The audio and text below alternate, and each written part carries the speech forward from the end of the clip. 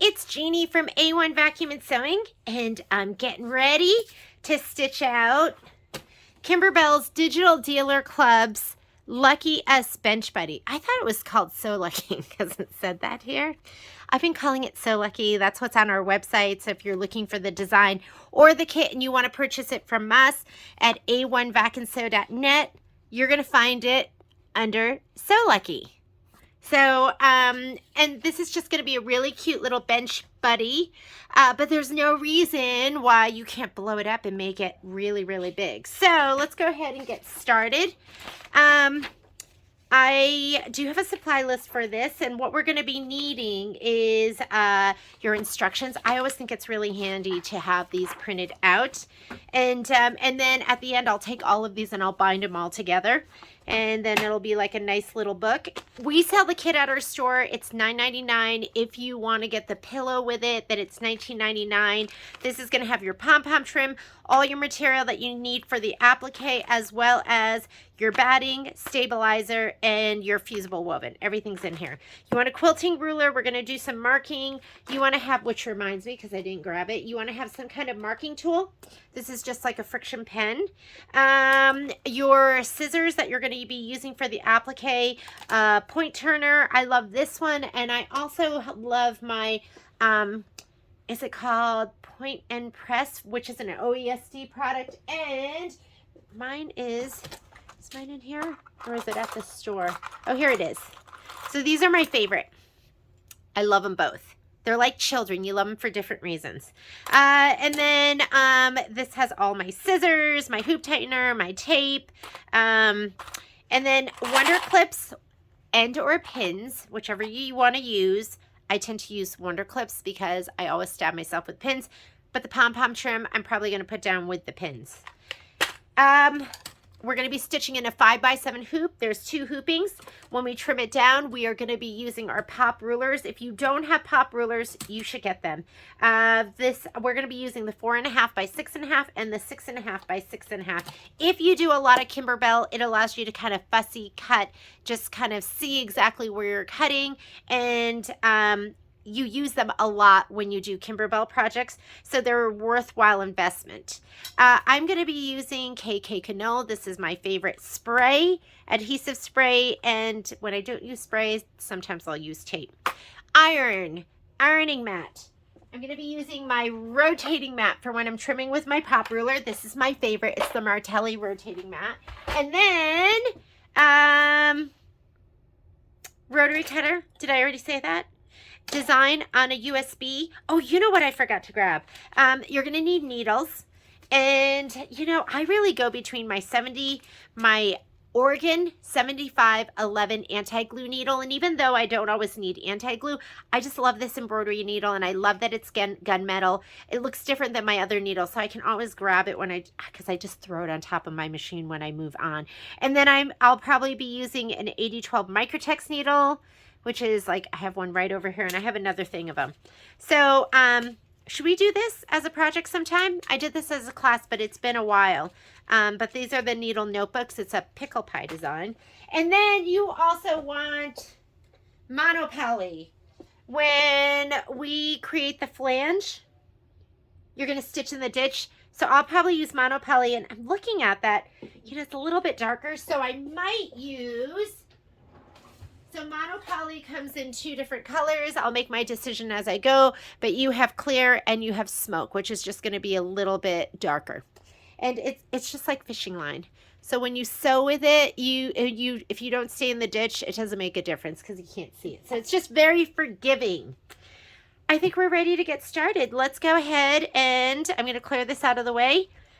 And let's hoop up. Well, let's follow our directions. I know we're going to be applying some fusible woven, so let's go ahead and turn your iron on. Oh, thread. I didn't even talk about thread. You're going to need a mint green. I just grabbed a couple of them. I think the perfect mint green for this project is mint julep, but I left that at the store. So I have some other mints here. I have magic mint, and I have pistachio. And then you're going to need a green. This is going to be for the background quilting, and then some other stitching. A good white. This is Isacord 15, which is, it's actually just called white. So Can't get any whiter than that, right? Well, there's like paper white, and there's like different names of all the different whites. And then I'm going to be using this. This is buttermilk, and it goes perfectly with this like yellow color fabric. And yeah, I'm going to go ahead and clear all of this stuff out of the way, and we will press our pieces. Let's open up that kit of fun. Did I talk about this? I'm using my walking foot with a 1/4 inch flange. So I'm going to use this one. And then when, I'm going to probably use this one when we're stitching, when we're creating that flange. Okay. Directions say, I like to follow the directions because I start to just run with it. And sometimes I'm running with it in the wrong direction. Your fabric's been cut. You may have, it's funny because I have a cut list from Kimberbell, and it said to cut your batting set 2 pieces 7 by 7. And then the instructions said to cut it 7 by 7 and 5.5 by 7. So you may be cut like mine, or you may be cut 2 7 by 7 pieces. Not a big deal because you can just trim it down. Here is our bag of goodies. Don't you love that? It's just like grab and go. Grab and go. So what I want you to do is I want you to grab this piece, which is the mint background piece. And then you're going to grab this kind of darker green piece. And they both have a piece of Shape Flex that go with them. And when I cut the Shape Flex, I usually cut it a little bit smaller because it does not need to go to edge. So here's one of the pieces. This is going to go on my green one, because these are going to get trimmed down. And then you should have another piece in here. Here's my other one. This is going to go back on the back of this. Okay? I'm going to take these, put it away. Actually, grab your stabilizer out. You should have 2 pieces of no-show mesh. We're going to be doing 2 hoopings. Right. I'm going to just put this over here. Let's get ready to press. So as far as pressing, make sure you're going to apply this to the wrong side, but you're going to see there really is no wrong or right side with that. I'm going to give it a little spray because what was I reading this morning? I was reading something that was, do you see how that's not spraying well? I'm looking for my Mrs. Bobbins. Sometimes spray bottles wear out. It's just, that's how it goes. Here it is. Look at this one though. See that? That's what you want. Nice fine mist. I was talking to a gal about how my spray bottle wasn't working. And so I usually will run hot water through it to see if that'll make it. Because like, really, like, is it clogged? Like, what's going on? So once somebody told me to try vinegar. So I'm going to try that. And if it doesn't work, then that spray bottle is out of here. Right? We don't have time for like goopy sprays. Okay, if you've never used Shape Flex before, one side is smooth, one side is bumpy. Bumpy side has the adhesive. You can do it any way. I usually, when I'm doing a lot of pieces, I usually have like a big piece of Shape Flex and I lay that down and I lay the fabric down on top of it. Whatever works. You just don't want to get this adhesive on your iron. I mean, yeah, on your iron. So I'm going to just do it like this. Somebody asked during the sew along how to get it to adhere, and I find moisture helps. So let's turn on the iron, right? I have water in here, so let's turn on the steam. So that's going to help. And then Joanne wrote something into the comments where she said, I think it's like, was it like 20 seconds? I think there's actually instructions on your best press. So just like that. Doesn't have to be perfect. I am going to give this a little. So yeah. So I was watching this YouTube video. It was talking about preparing your fabric. And it said you should always press it. I don't always press my fabric. I usually do. And they said just to, or was it called like how to prepare your, maybe it was called how to prepare your fat quarters. Because, you know, when you get a fat quarter, they have creases in it. And they said you should always press those out. In my videos, I do a lot of stuff You shouldn't. I'll just use my fabric because I figure it's going to get pressed somewhere. I used to pre-wash all my fabric. I used to pre-wash it, and did I used to iron it? I don't do any of that anymore. I don't wash anything. Everything remains unwashed, and you just want it to have a nice fuse, and that's it. So these pieces are ready. Let's grab our hoop. 5x7. Well, let's make sure that's what they want us to do. So we've gone ahead and done this step. We also did this one, which will come up with the next hooping. Hoop the light mesh cutaway only, load the embroidery file, and stitch the batting placement line. Color does not make a difference. Anytime you see that box with the lines through it, that just means color doesn't make a difference. I would maybe avoid using like super dark colors. A lot of times I'll use light gray. I just like light gray. I feel like I can see it, you can see it. When you hoop, don't forget you have a little arrow on the top if you're using a baby lock or brother hoop, and there's a little arrow right here, which you probably can't see from way up there. Those should match. And I like to push it down on the top, walk my hands down. Then I will gently pull those in. I will hand tighten. And then I'll pull and make sure everything, and when you're pulling in, not up. Pull in, and pull, and in, and pull. There you go. Okay, and then if you really want to do it right, you're going to take your hoop tightener, which has a little screwdriver in it, and you slip it over this, and you're just going to turn it that much. Don't crank it down. You can break this. You just turn it like that much. It just should be tight enough where it's harder for you to undo by hand. And then you have a nice hooping. I'll drag my hands around the edge of it on the back too and just make sure everything is flush. Let's go to the machine. Okay, I have oh look, I don't think I've ever turned on my machine. Let's go ahead and do that. That's how it works best. There we go. Machine is on.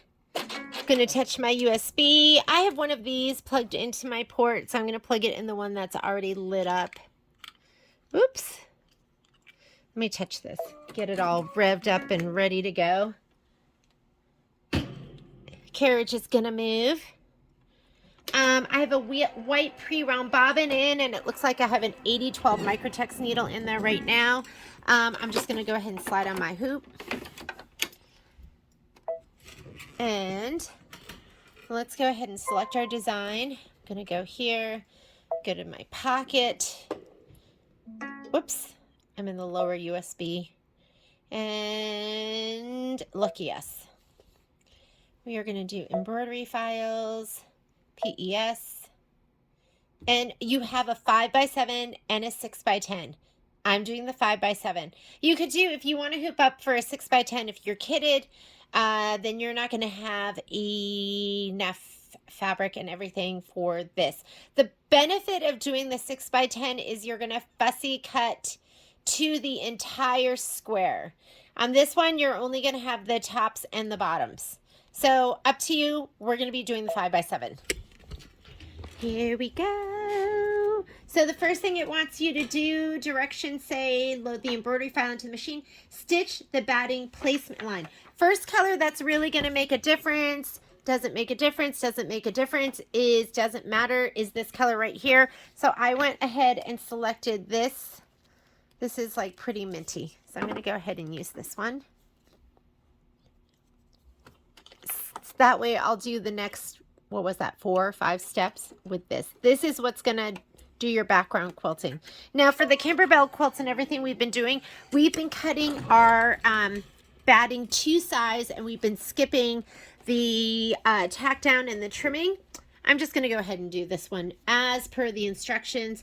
Stitch the batting placement line. So I have a red light, which means I didn't do something. I didn't set my design. So 5x7 set. The other thing I like to do is I like to pick my hoop size. I'm going to do 5x7. That was Violet getting home. Did you know I live in a haunted house? And so it always creaks. So I'm choosing the 5x7. It will put the frame size in your workspace. So you can see I just fit right in there. If you were going to be running the stabilizer, then you could maybe scoot it all the way up if you wanted. If I was just doing this for me, I probably would just be using muslin. Anytime I have something where it has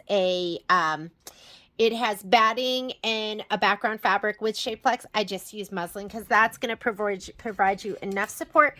And the muslin's just softer. I just like the way it feels. I like the way it feels. At this point, I think it's cheaper than Stabilizer too. But let's go ahead and touch embroidery. Now look at that. We have a green light and I can just hit start. While it's doing that, I'm going to grab my backing and my background fabric and my batting, and I'm just going to check and make sure that my my foot isn't too high. If your foot's ever too high, nope, I'm at the right foot height, it can cause your upper thread to shred. And it's confusing if you don't know that. All right, let me grab my background fabric.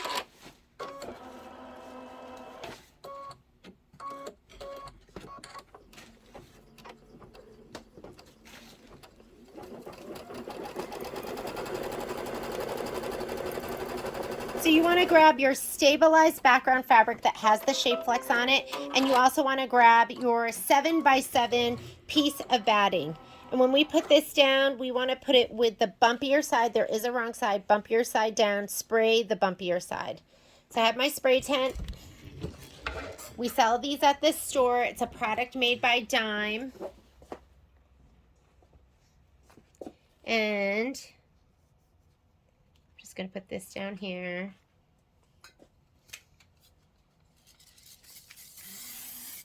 That is going to help make it so your spray doesn't go all over your room. Isn't that genius? And I'm a sprayer. I'm not a taper. There we go. First thing it wants you to do is it wants you to place your batting. So I'm going to go ahead and slide this forward, and let's go ahead and put our batting down. It says place the background project batting. I just use like whatever batting I have. Sometimes if I have project batting, I'll use that. Sometimes I'll just use regular batting. Now it wants you to stitch the batting tack down line. So just go ahead and hit start. It's going to stitch the tack down lines, and you're going to trim the batting close to the stitch line, top and bottom. Just on the top and bottom, don't worry about anything else. So get your, I'm going to use double curved scissors.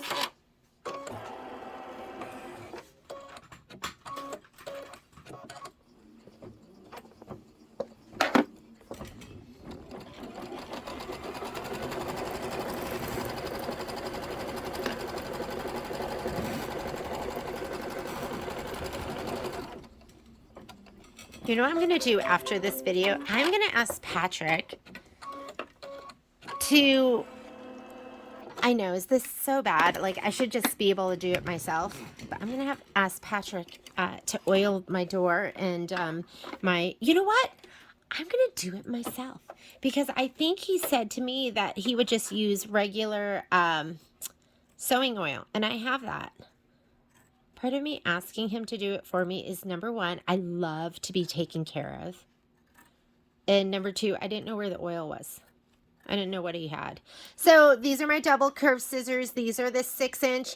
One curve to get you over the edge of the hoop. One curve to keep you away from your fabric.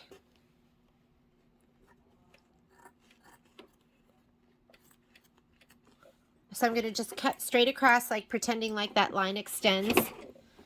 And then let me go ahead and do this one. Because the filming arm too. I mean, it's been squeaking for like a couple years now. Every time I use it, I go, I should oil that. It's kind of like the rotary blades. You cut with a bad one, you're like, I should change that. And then you don't. You just keep using it. And when you finally change it, you're like, why didn't I change that like weeks ago? Okay, next step. It says stitch the background placement line. Let's skip that. You know you're going to be centering it to this. So And if you don't know that, just do the step, follow the instructions. We're going to skip that. Right here is where you go forward and backwards stitches and whole colors. Pointing down goes forward, pointing up goes back. We're just going to do our tack down. My fabric is already sprayed.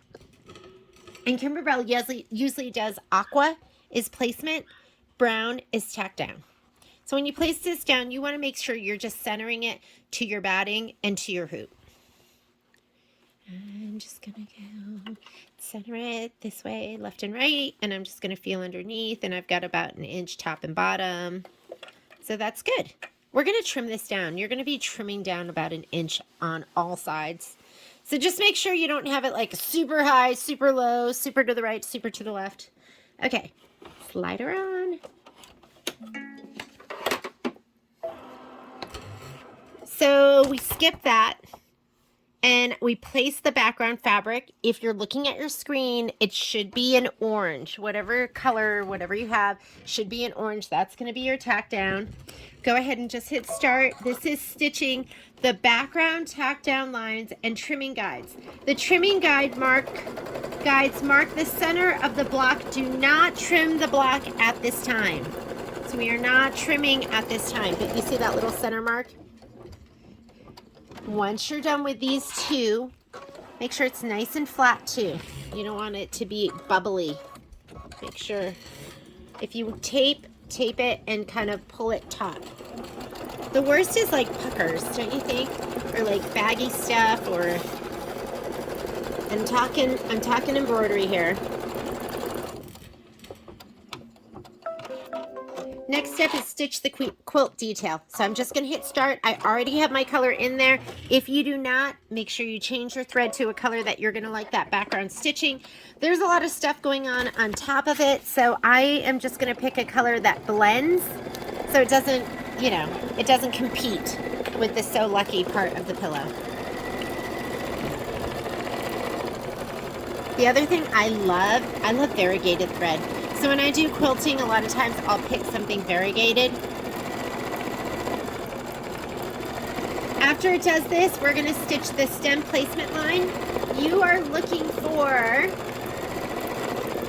here, let me explain to you what you have in your kit.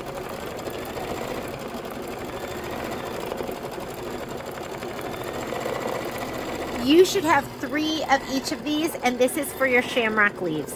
Okay, so we're just going to take these and put these to the side.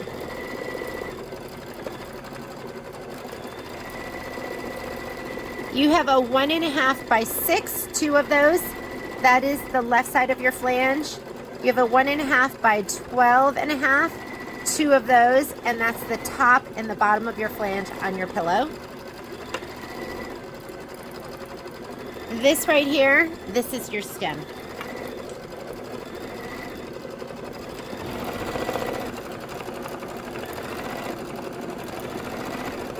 And that whole thing's going to have satin stitching. So if you have a kit, I bet you'll have enough to do 2, like of the applique material.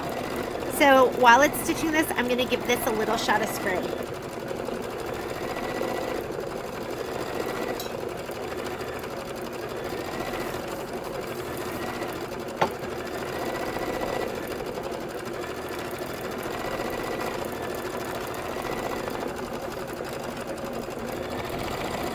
How cute is this? So this is, you should take this design and add it to your Kimberbell quilting designs, and you can use this on anything. So those 2 files, the 5x7 and the 6x10, I don't know if you have a file that says St. Patrick's Day quilting designs or shamrocks, or however you want to label and group it. But you do not have to just use this for this project. You can use it for other projects as your background quilting.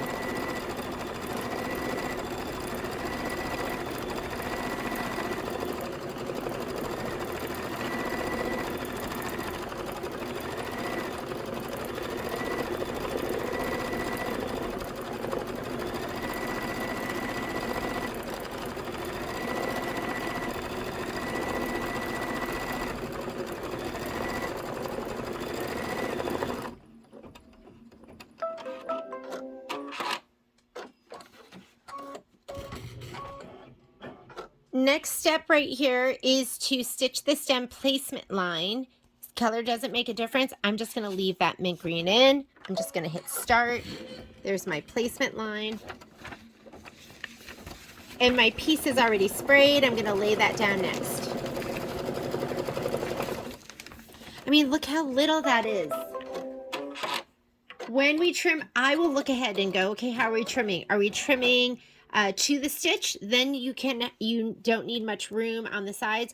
Or are we going to be trimming it as desired, which, you know, you want to leave a little bit of an edge. I'm just going to lay this down, and we're going to be teaching this again, or I'm going to be teaching this again.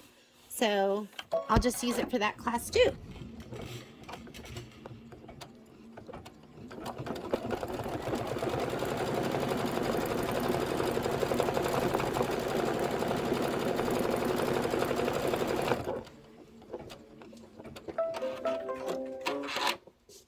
Since this is just one layer of fabric, I'm going to use my snips. These, I feel like snips are the perfect thing to use when you're doing one layer of fabric. I like them because they're so easy on the hand. You just like pinch and trim. And for me, I can use them with my left hand and my right hand. I usually have 3 pairs of snips at a time because I lose them. I drop them, they go underneath my table. But I love these. These are from Mori, the titanium snips. Okay, next step, it says to refer to this diagram. I'll be your diagram, ladies. I'll guide you through this. Refer to this diagram while piecing the shamrock design. Stitch the piecing template. Just hit start. Color doesn't make a difference. It's not going to make a difference until we do the outline stitch in like a perfect shamrock green. So while it's doing that, why don't you go ahead and grab, because I feel like this spray it doesn't wear out, but I don't think it's as sticky if you just let it sit. But I want you to grab your little shamrock leaves. We're going to go over here and lay them down. 1, 2. They're so tiny. Oops. My cardboard's sticky at this point. And I think, like I said, this is going to be enough for for the Zoom class. You know what? I'm not reusing these. What's wrong with you, Jeannie? They're just little pieces of fabric. Okay, I'm going to just spray them all right now. All right, first color it wants you to lay down, and we are starting on the left and going around that way. So it wants us to lay down a green swirl. Green swirl first. Oh my God, I can't do it. I can't do it. Look. Can we go this way? I always say I'm just going to do it. It's going to be fine. Oh, let's read it. Let's make sure we're doing this right. Place shamrock A fabric right side up, completely covering section 1. You're going to stitch the trimming placement line, which is going to be right there on the top. So you want to make sure you have enough fabric up there. Go ahead and just lay it down. Oh, no. You know what? I shouldn't have sprayed any of that. Oh, shoot. I want to be up a little further than that. There's somebody here. Momo is being the perfect guard dog.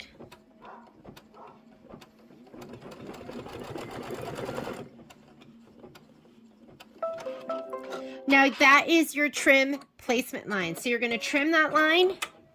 I really didn't do a good job laying that down. We'll do a better job when we do the Zoom class. Okay, you're going to trim that. Just pretend it extends all the way out. Now you're going to grab your next piece, which is going to be the yellow. And usually I don't spray because we're going to put this right side down. Don't lay it down and cover this. Right side down, and the edge of it is going to go right on that trim line, which is also your placement line. Make sure you're centered to the stitch and that you don't pull it too far down this way or too far down this way. There's my stitch right there, my placement line. I'm going to center my fabric to that and just lay this down. Mine's all pre-sprayed, so I'm just going to flip it over and press it down.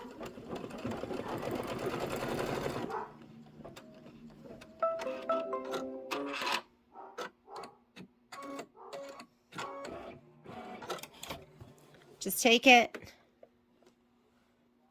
press it over, give it a little finger press, and press it down. Now it's going to do the same thing. It's going to do another trim line, placement line. Go ahead and just push that on. This is going to be your trim and placement.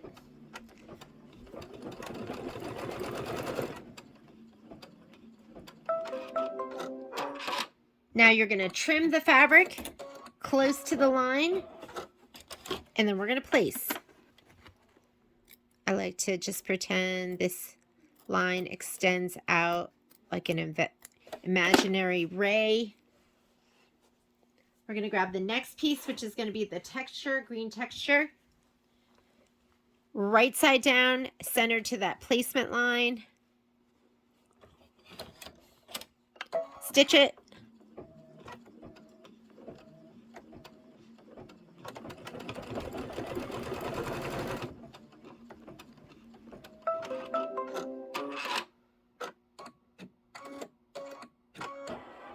We're going to fold it back over.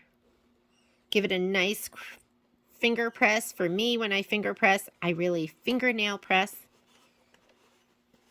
It's sprayed, so it's going to stay right down. We just did this, and now it's going to stitch the leaf one tack down line. Just go ahead, hit start. Don't worry about the color. We're going to be trimming it, and it's going to get a satin stitch to go around it. We're going to repeat the same process for the next 2 clover leaves.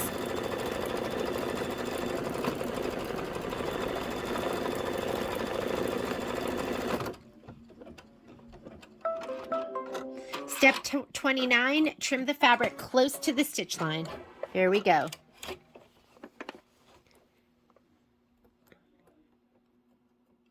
It's a little bit thick, like it really, these work best with like 1 layer. I could need, could be time for me to, let me just do this.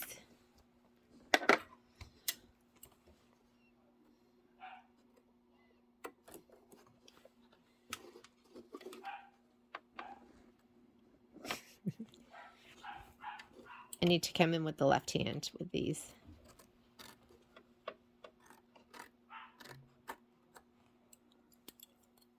Depending on my angle.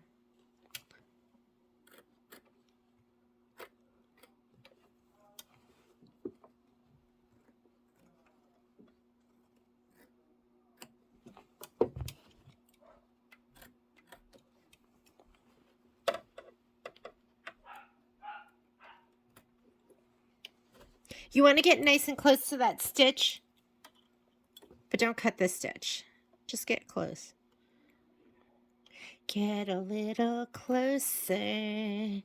Now don't be shy. Okay, same thing. First thing we're going to do is we are going to grab, oh, this time they want the yellow first. So grab your yellow. And does it really matter? I don't know. Center it to this part of your clover. Like, cover that. I'm just using that same mint green. Color does not make a difference right now. It's going to do the trim placement line. That's better than what I had. I was kind of living on the edge.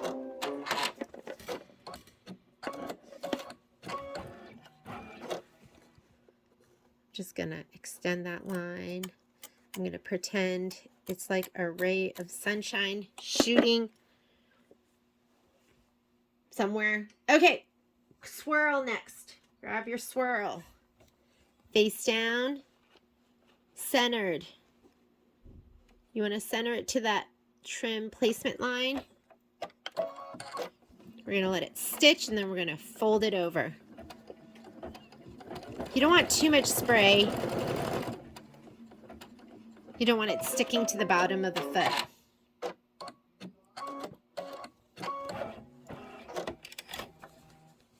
I'm going to go ahead and fold that.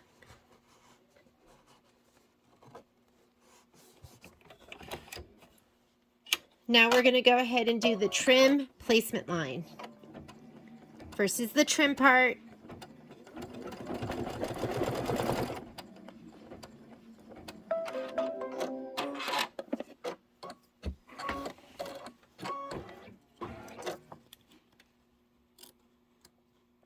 I find like sometimes just holding the fabric up helps me get nice and close too. Now we're going to place. There's my trim. Now's my place. Well, that wasn't very straight, was it? I'm just centering it. My stitch goes from here to there. And then I'm going to fold it over. If you want to hold it down so it doesn't move, you can do that.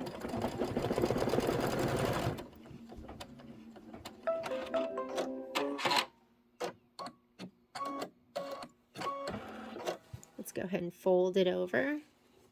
Give it a nice finger press right on that seam. And if you are not using spray, well, just use spray. You can, I guess you could tape it, or you can just pull it over with your finger. Now it's going to do a outline stitch for that clover leaf, and then we'll trim.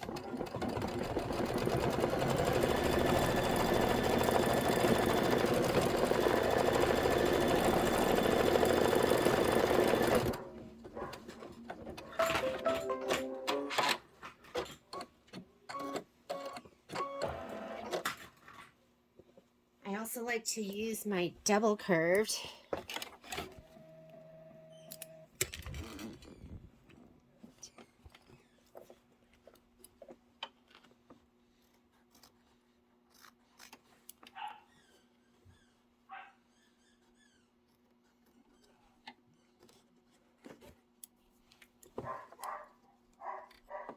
My dogs love to bark.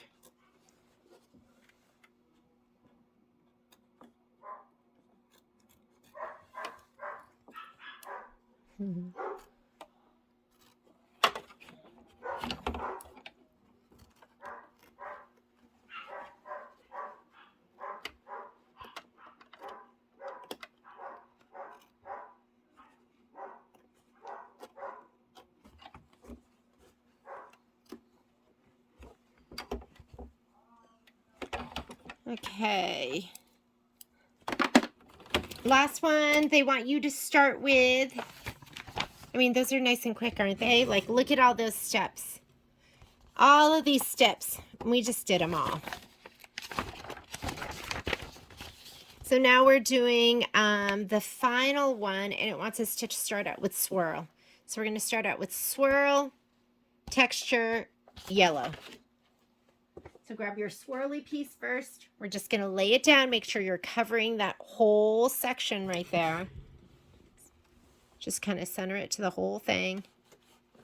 This is your trim placement line. I'm going to go ahead and do the trim placement. Okay, let's go ahead and trim.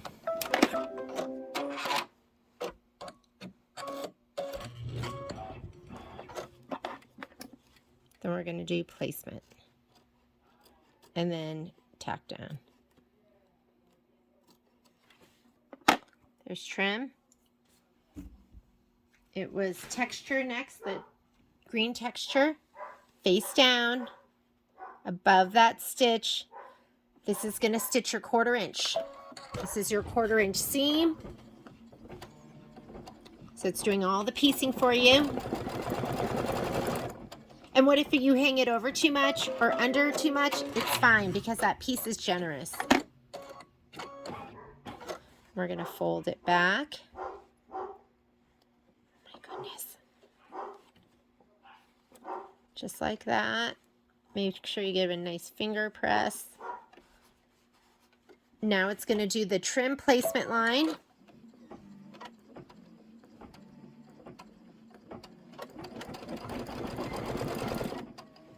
We're going to trim. What if you're not quite there? What if you you might have to unstitch. So you need to have that stitch at least go here, if not a little bit further. First comes your trim, then comes your placement, right side down, above, in this case. When we were over here, we were probably right side down and below, or were we above? I don't even remember. That's your 1/4 inch seam allowance that it just sewed for you. We're going to fold it back, finger press,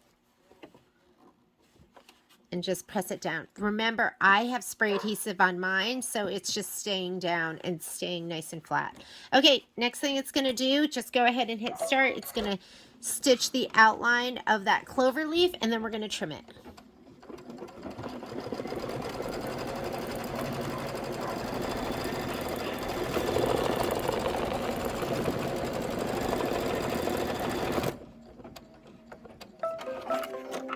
These just are a little bit more powerful than, and these are my 4.5 inch. They're a little bit more powerful than the snips. So I can get through my fabric a little bit easier.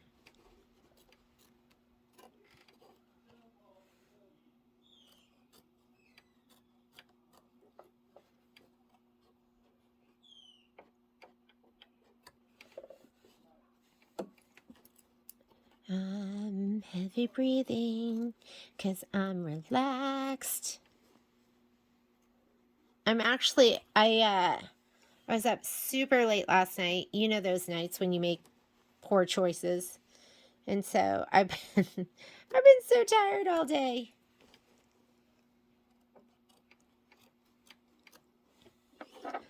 Look how cute that little shamrock is. And all you had to do was cut the bigger pieces and lay them down. Machine does everything for you. We are on step.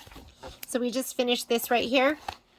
Trim the fabric close to the stitch line. Guess what we're doing now? We're going to stitch the shamrock satin outline. So go ahead and change out your thread. I am going to put something in there that's a little brighter green. So, I don't know if you've ever seen this, but this is Hugo's Amazing Tape. So sometimes you have thread where it doesn't have the little holder on the bottom, and you can just cut off these pieces, and it's thicker than real tape, and it's kind of just, it just friction holds, I guess. And you can use it over and over again. My issue is I forget it, and then I see it, and I throw it away because I just think it's garbage. I'm going to use this color because it's appropriately named Shamrock. This is Glide Thread. It's like kind of perfect, right? They love barking. My house is really loud sometimes. I swear they're talking to each other. I don't know if you can hear it, but they just have been barking for like the past 10 minutes. Okay. Did you see that? Like, I could look here and go, uh-oh, why do I have the red light? Well, my hoop's not on. I say I do that like 10% of the time when I'm doing like stuff like this, like applique. Okay, gonna go ahead and hit start. This is gonna be 7 minutes of stitching. Just let it stitch away. While it's doing that, you can grab your other stuff. We're just going to be looking for this piece right here, and we're just going to be quilting on it. So just make sure you have a thread color that you really like. I'm just going to use this same green.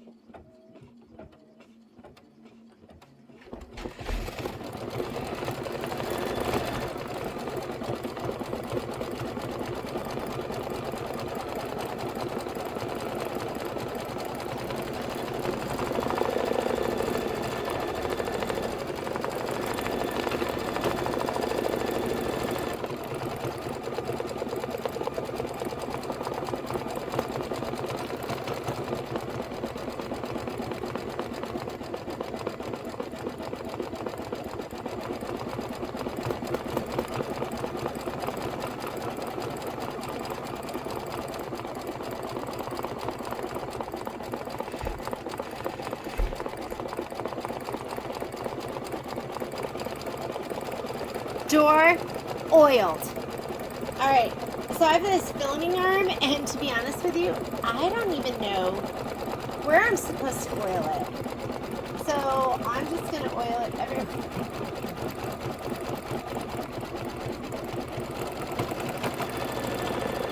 Doesn't really come to me innately, like knowing. What do you think?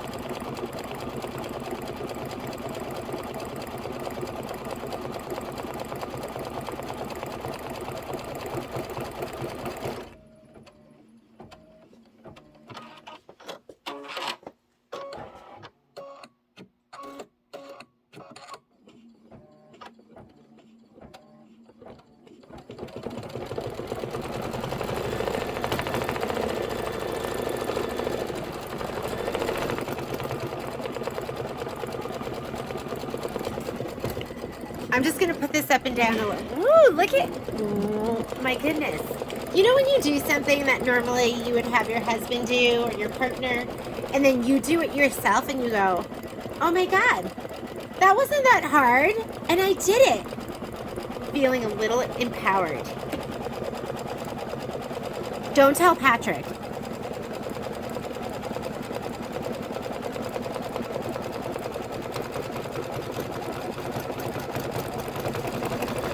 I love being the damsel in distress.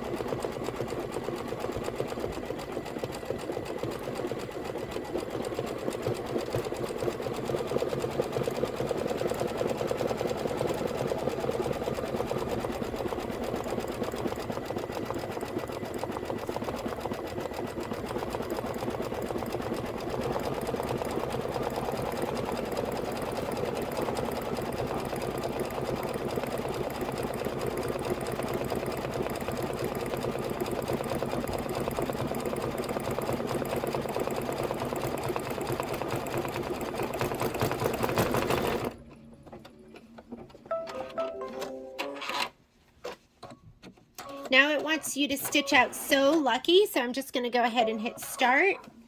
And then it's going to want you to stitch the flower petal detail, and I'm going to use buttermilk for that. So as far as thread colors go, I would do, if you want to use like certain threads, or you want to know what I would use or I am using, I would have used mint julep. This one is shamrock, and then buttermilk is what I'm going to be using for the yellow.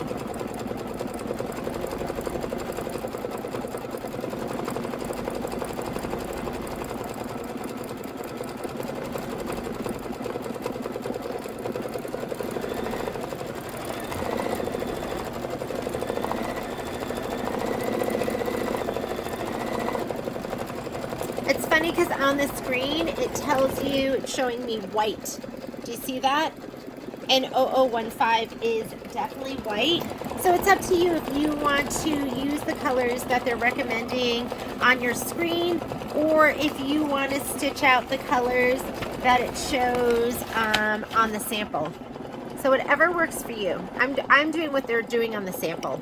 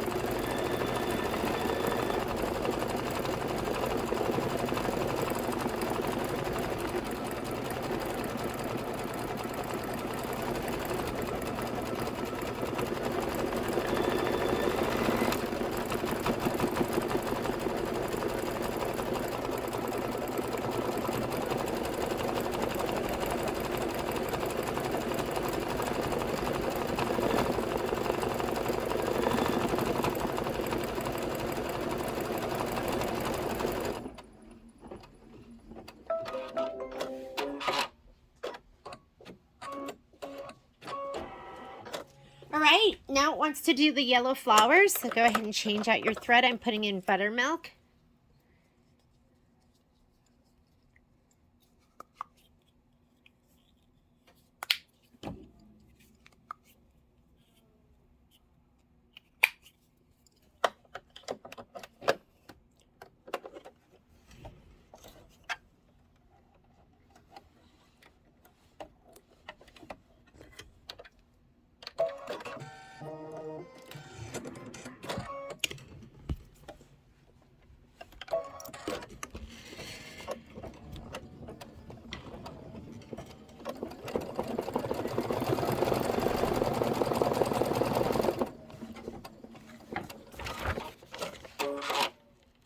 And then you're going to do the stitch the flower center detail, and that's going to be in white. And we are going to trim when it's quilting so we can kind of multitask and get through the project. I'll show you how to trim this out, how to press it, and then we'll trim it.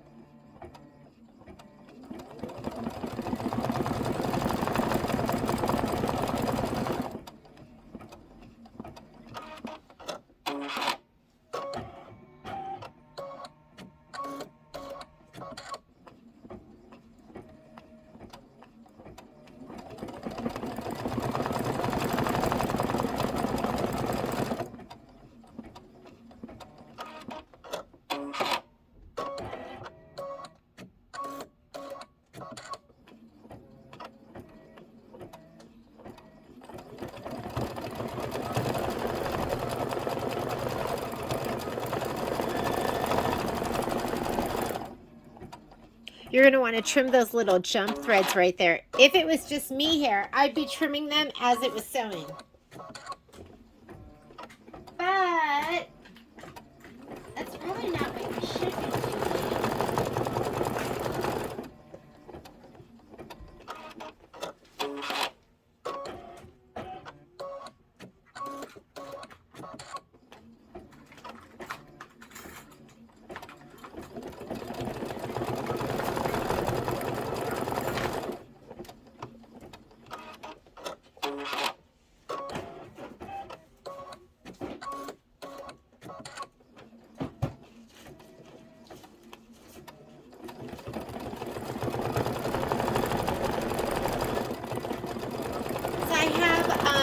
more snips.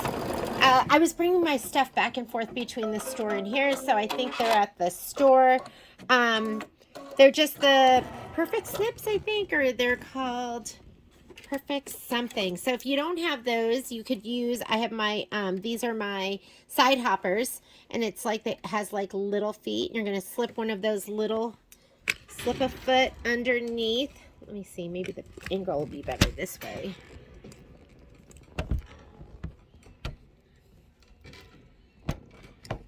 Okay, so I'm just going to go ahead and get the left foot, or the right foot goes under, I think, better. Oh, and we should just do the white, and then I can show this to you. Oh, well, that one just broke.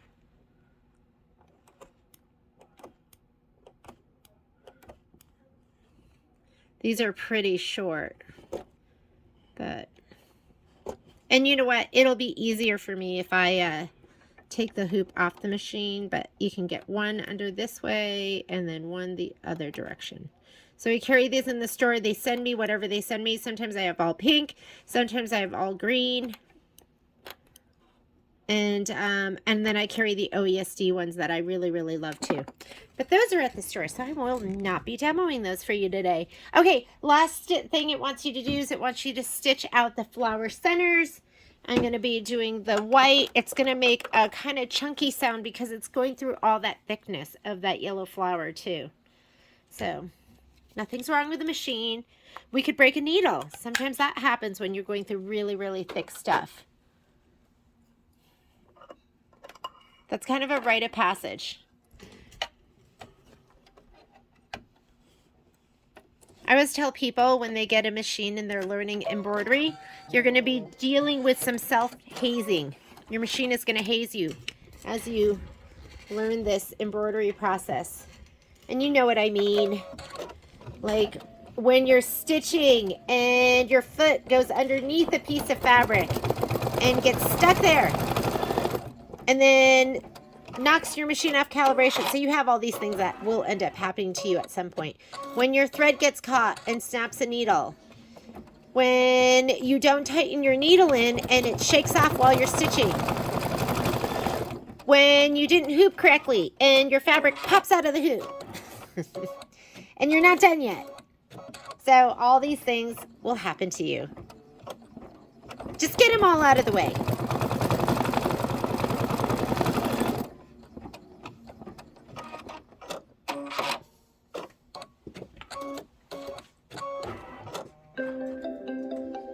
Okay, let's go ahead. I'm going to slide this off. I'm going to take it over here. We'll get ready to press this.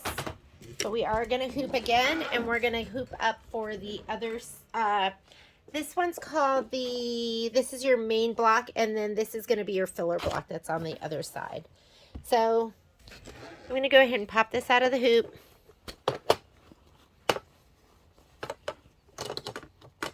And let's go ahead and grab your other piece of stabilizer. We're going to hoop that up. Remember, this should be, I tell people it's like a soup bowl. You don't want to be flat like a plate, like this. You don't want to see that. You want it to be concave. So it was pretty tight from before. So I might not hand tighten it. I might just pull in and pull out all the little bubbles. And let me grab my hoop tightener because I feel like I could go a little bit tighter, just a little bit. Just where it's comfortable, never where you're straining. Comfortable tightness. Okay, this is done. We did this and we pressed this beforehand. So this is ready to go. Let's go over to the machine. We're going to start stitching this.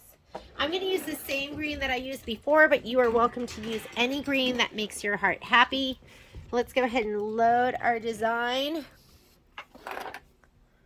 So I'm going to say okay to that being finished.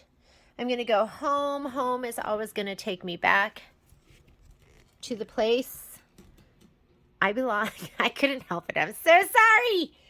Okay. Is that even the words? Let's go here. Oops. I keep doing that. I'm in the lower port. And I want Lucky Us.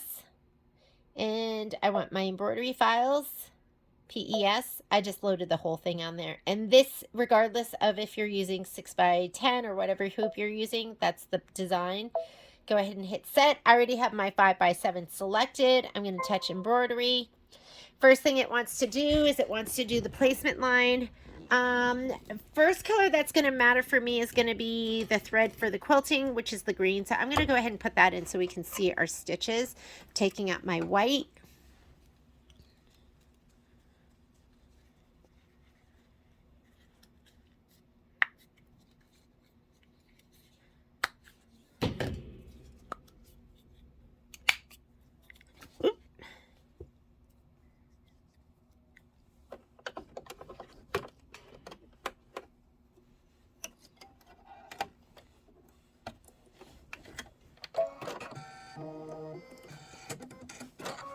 Let's go ahead and slide this on.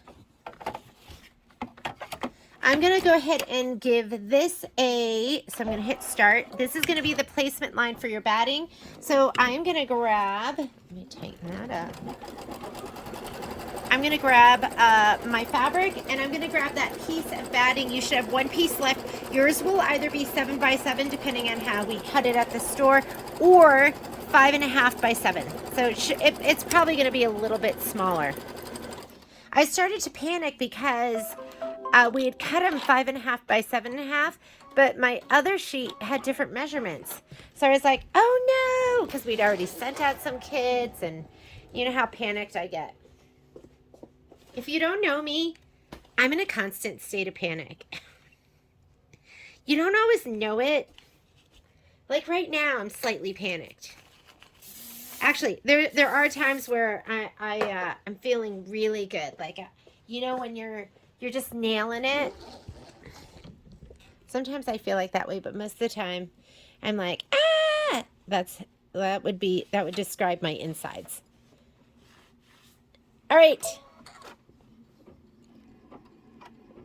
So this is going to be our tack down.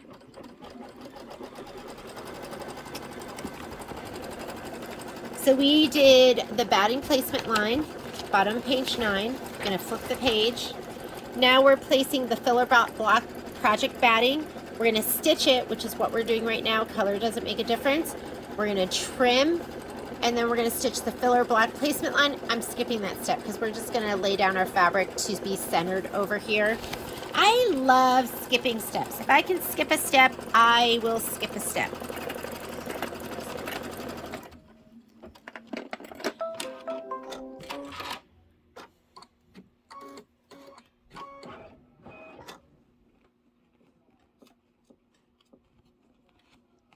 You don't want to spray too much because it does stick. Like, it's a little gummy.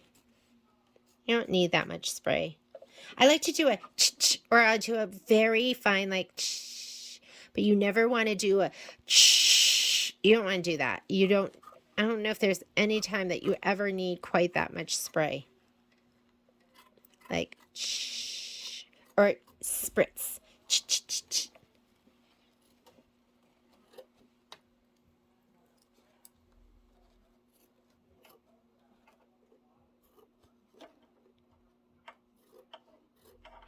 I'm excited because Patrick's making shrimp scampi tonight.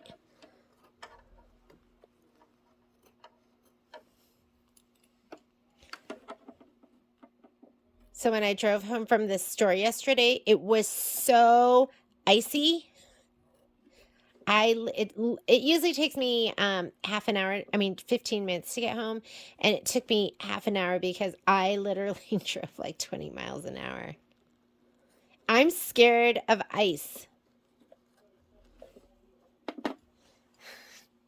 I'm scared of ice. I'm scared of drunk drivers. I'm scared of people running red lights.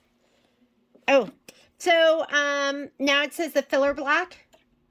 So we're just going to go ahead, and it looks like the filler block is pretty close to the size of, so you don't have a lot of extra, which, oh, you know what? Actually, we are going to do the placement because this isn't going to get trimmed. So do the placement line. Like if you look here, that is going to be placement line for your background fabric, and that is going to be the tack down. We'll skip the tack down in this case, so I forgot that. When you're doing filler blocks, you always want to do their placement because these are already cut to size and you are not going to be trimming them down. So you want to fit them in here perfectly. The reason why this doesn't go, what was I going to say? I don't even remember. Just lay it down and have it fit right in those lines. The best you can. Might be a little bigger, a little smaller. That's okay. When we trim it, we're going to be trimming the muslin, so that'll be your back fabric as well. Okay, now that we have that, I would not do the tack down because it's just going to go right around the outside edge, and it's really not going to catch anything, or it probably shouldn't. So let's skip the next step. So we're going to go here. We're going to go down. That's going to go the next step. And we are going to do the quilting stitches. Now, you do need to make sure that foot doesn't accidentally catch. I'm going to do this right here. Let me see. And if you want, you can keep one hand here on your start stop. Okay, once it's caught, though, you're pretty good.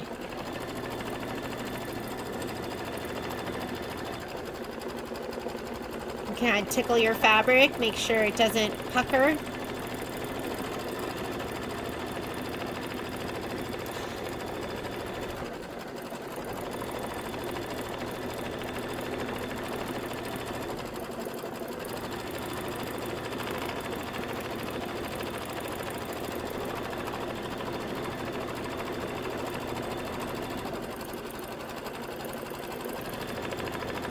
Might want to tickle. I call this tickling my fabric.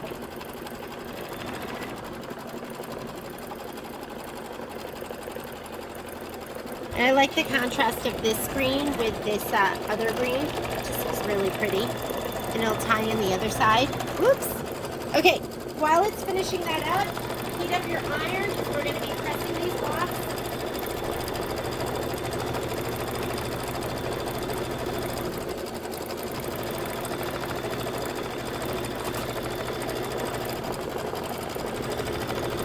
So cute. So let's come on over here. Move this out of the way. I don't worry about puckering because you're going to press that all out with your best press and your wool mat like this. What you do want is you want everything to lay nice and flat. I like to press it from the back side first, and sometimes I press it from the front side. So I'm going to turn this over. I'm going to be very liberal with my spray here. And I'm going to press into my wool mat. Like if you could see me when I do these, I literally stand on my toes and use my body weight to kind of press it down. You don't have to be that aggressive with it. I am an aggressive ironer and presser. Other thing you need to be careful of, for me, my mat lives underneath, my cutting mat lives underneath my wool mat. So if you look at my cutting mat, it's a little warped because I have left it under there, and the moisture and the steam is going to, it will warp that mat. Okay, we should be ready.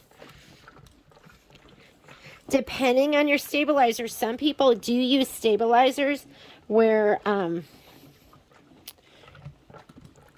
was pressing something for somebody, and I think they had like a fusible stabilizer. So just make sure that's not your case. And it doesn't have to be totally flat all the way to the edges, just like near the embroidery. Because remember, we're going to trim this square, which is 8 by 8. We're going to trim it down all the way to 6.5 by 6.5. Okay, you might get a little movement in your fabric. So you have to be careful, especially if you have directional fabric. But that looks perfect. Really nice and flat. That's what you want. I'm going to go ahead and grab the other one. We're going to press it, and then we'll trim both of them at the same time. Just pop it out. Thank you, Hoop. This one looks pretty good. I don't even know if I'm going to give it a little press just from the front. I think we're pretty good. I don't even know if there's not really much puckering there. There we go. Okay, let's trim. So you are going to be using, if you have it, use your rotating mat. If you don't have a rotating mat, you should get one. This one is my favorite. I also have the Olfas, and I really, really like those. This one is like on ball bearings, though, or something. I'm not technical, but do you see that? How smooth it is? I don't know. You can't really appreciate that, but they're so smooth, and they make cutting so easy. I'm going to have this from the side. It'll make it easier for me if I'm not looking down on top of it. So I'm going to go ahead and grab my 6.5 by 6.5. You want a rotary cutter. Use a smaller one. It doesn't have to, the regular one, the 45 one, which is what most people use. I also have a 60 millimeter one. And so I try not to use that for things like this, because you want to get all the way into these like little corners. So I'm going to kind of put this down on top of this, and we are going to fussy cut. And, well, let's look at our directions and make sure we're doing this right. For this, remove the project from the hoop using the trimming guides. Center the block in a 6.5 by 6.5 orange prop ruler and trim the edges.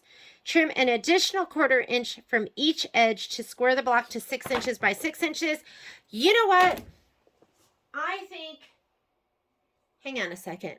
I'm going to go all in Creative Grids, because I just don't want to have to trim to this and then trim another 1/4 inch away, right? Why do that?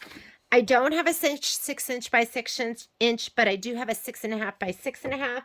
So I'm going to focus on my white numbers. The black numbers are going to be for half numbers. So anytime I'm cutting like 2.5 by 2.5, I flip it over. So I have like, so these are oriented right side up. And then the white ones I'll do for the whole numbers. So let me go ahead and I'm going to stand. I needed to put this out of the way, because I will stand above this. There we go. That looks pretty good. And the bottom looks pretty good. And I think I'm good side to side. And I am going to go ahead and cut. I'm going to do 2 cuts. That is a little bit over, a little bit over, a little bit over. Okay, I think I'm good. Hold it when you turn it. Don't let go.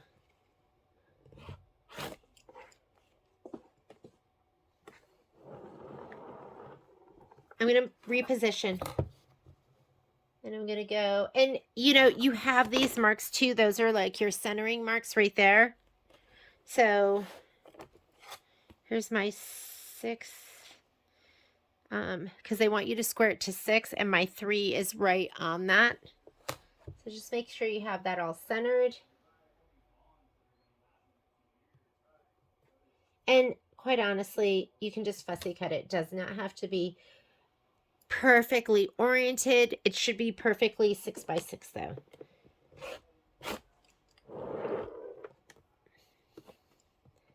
That's like my exclamation point when I'm trimming. I just like to just like throw it up there. And look how cute that is. And don't worry about that line there. That's going to get sewn into your seam. Okay, let's look at this, because if we're going to have to trim it on the inside of that again, they want you to trim it because your prop ruler is going to trim it to 4.5 by 6.5. This wants 4.5 by 6. I'm just going to go ahead and use this ruler again. So 4.5 by 6. Let's see.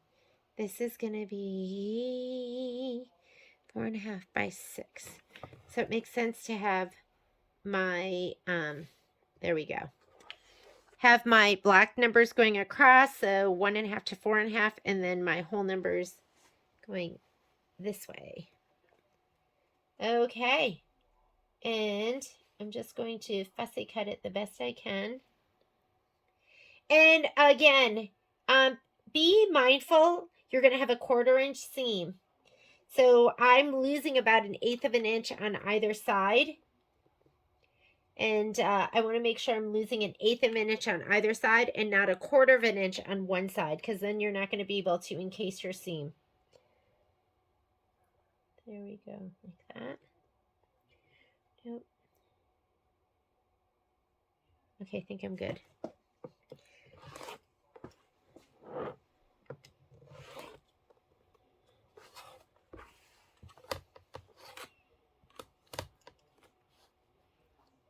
4.5. 4.5. Here we go. There's my 4.5, and there is my 6. Make sure you're cutting if your filler block is smaller. Then if your filler block is smaller, then the measurement, make sure that you are cutting to the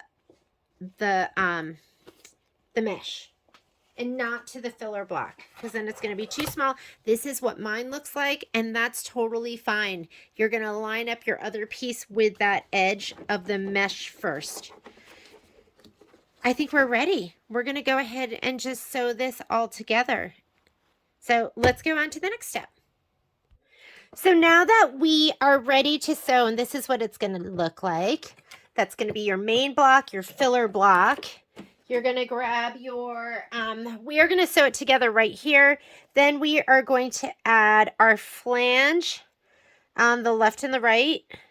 I was reading the directions. Oh, no. How about I read them again?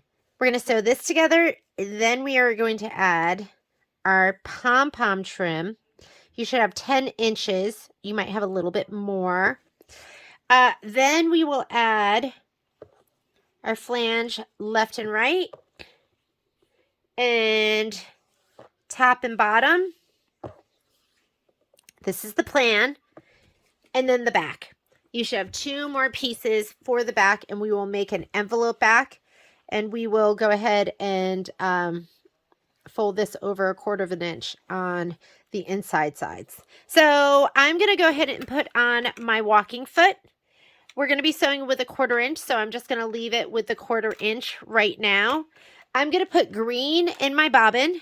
I have this green that's already on there, and if that runs out, I love just using up all my bobbin thread in times like these. I'm just going to put this one in because it's the inside. I'm not really worried about that. I'm going to put white in the top.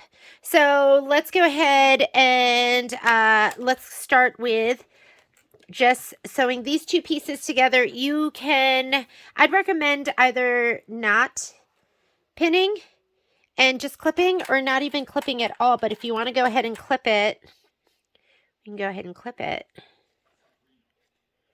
So let's go ahead and clip that, and let's go to the machine, and we'll put our foot on. I'm going to grab my hoop tightener, because my hoop tightener is really for taking off the screw that attaches the feet. So let's come on over here. We're going to switch over to, sorry, sometimes this gets a little sticky. Let's go home. Is it okay to cancel? Yes, it is. We're going to go into sewing. I like to piece, like when I'm piecing, I piece at 1.8, but we're going through a bunch of layers right now, so I'm not going to piece that small right now. I'm not a thread purist, so I'm just going to use my polyester embroidery thread. I'm fine with that. If you want to put cotton in at this point, you're welcome to do that too. I was watching the show, and they were talking about how, because I wasn't a quilter to begin with. I definitely quilt now and piece, but they were just talking about how, use cotton with cotton and polyester with your synthetics, because you don't want your thread to outlive your fabric. But come on, that fabric and this thread, I'm fine with it. I'll be gone before they're falling apart, hopefully. So we're stitch 103. I'm going to leave it at stitch length 2.5. Center stitch is going to work with my walking foot. Let's go ahead and take this off. So your hoop tightener goes right on here. And now look, you don't have to worry about that screwdriver coming off. Just get it so it will start to come off. And I'm going to take this off. The walking foot I do have the compact one, which I love. I didn't get it right away because I thought, you know, the other one's fine. Do I really need it? And even now I feel like I don't really need it, but I love this little foot.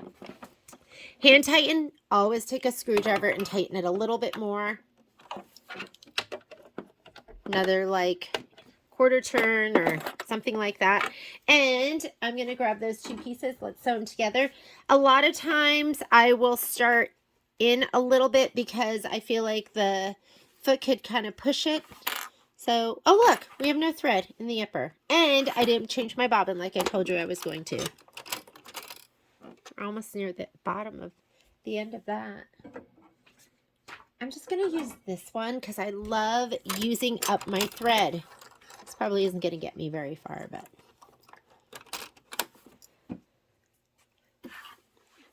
And I'm going to put white in the top. A lot of times I will piece with Deco Bob, which is an 80 weight thread made by Wonderful. I love it. But for this, I'll just put in the white. I'm going to need white when we stitch down the pom-pom trim. So I was like, oh, I'll just put that in the top right now.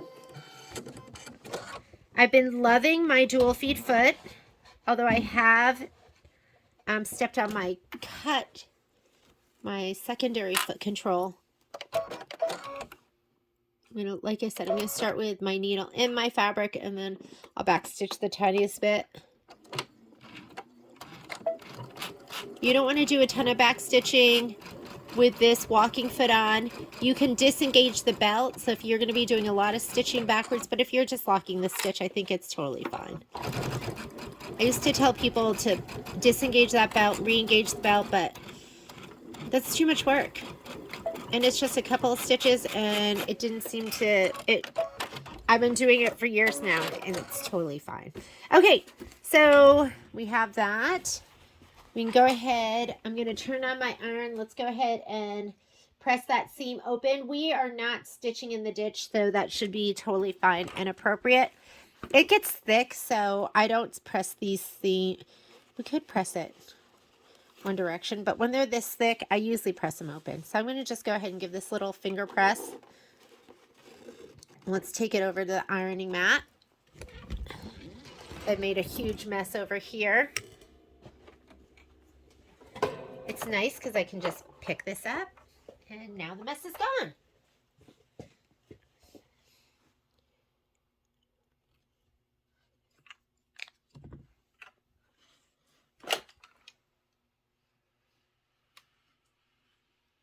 I like to give it a little press,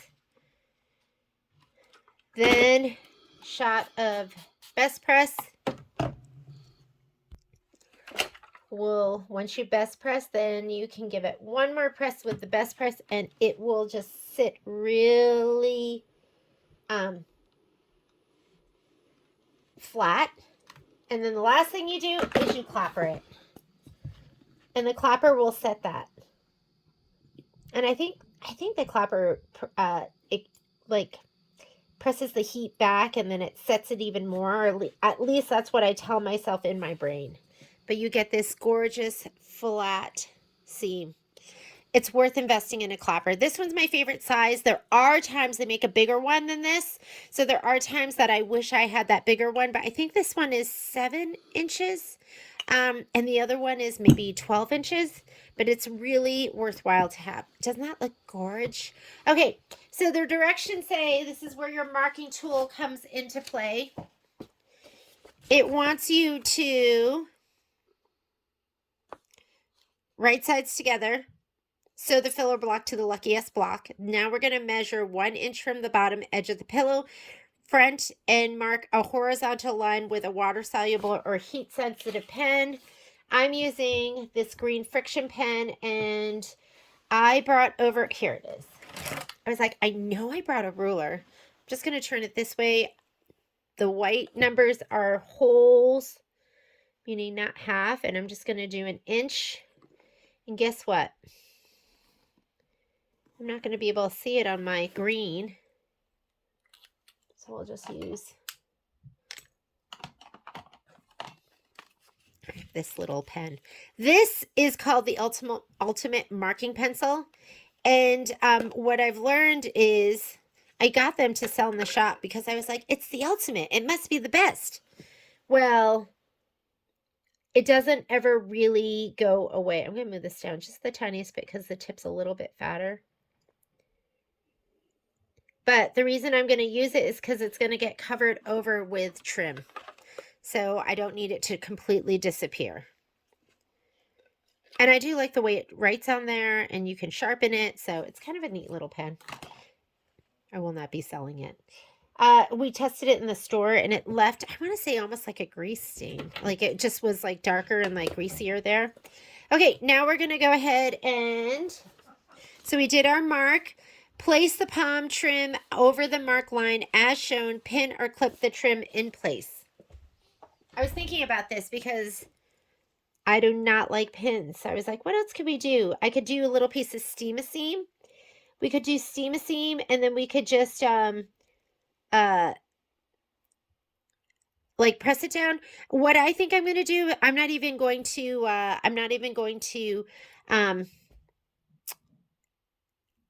pin it down. I'm just going to lay it down as I sew it because I have that line there. So I could just go ahead. I'm going to just go up a little bit above it, and I'm just going to lay it down and just sew it down as we go. This might get cut off because I need that seam. So maybe what I'll do is the pom-pom on the very end. I'm going to go ahead and cut him off. So we'll go ahead and cut off that pom-pom on the very end because you're going to have a 1/4 inch right there. So you do need to make sure it's going to go all the way across, and we do have to be mindful of this pom-pom over here too. So pin or clip, sew the palm trim to the pillow front, remove the pins. They're showing it with just a straight line across the very top. I might sew it with a straight line across the top, and I might go ahead and do another line down below so it doesn't flop up on the bottom. It doesn't tell you which way to sew it down. We are going to need to be mindful of the sole on the foot and whether it gets in the way of the pom-poms. Let's go ahead and give it a go.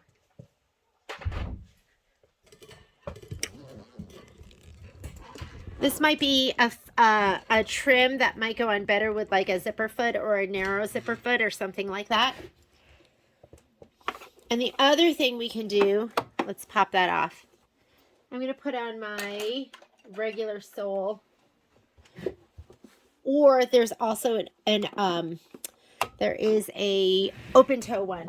And the open toe one, that'll allow us to kind of see in between. Let's try that one. I know it's not ideal, but I'm going to put this to the side so I can see as I'm sewing. And this one is going to go over here. There's my line. I'm not going to just put it there at the line. I'm going to move it up a little bit just so it doesn't, let me see how much trim. So the other thing I'm going to do is I'm going to sew left needle position. So I'm going to go stitch 101 there. And now I can make sure that this pom-pom's not going to be in the way.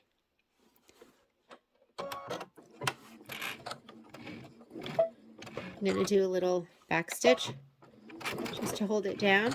Okay, and I think we should be good. So I'm using open toe, and I'm just going to go ahead and I'm laying this down. Do you see this? I'm probably about 1/8 of an inch above.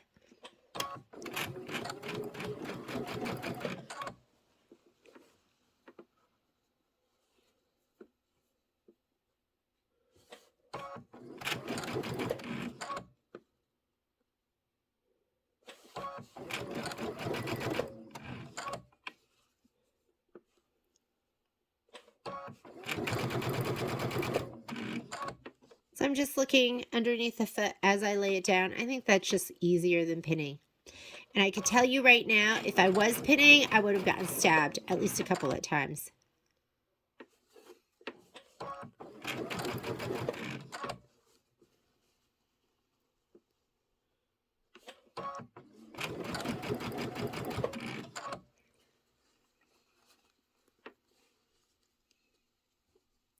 I don't think you want to pull and stretch it out. Just make sure it's kind of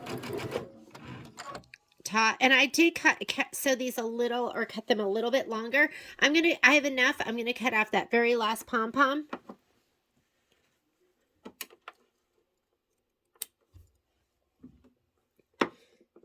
And that should go right to the edge. How perfect is that?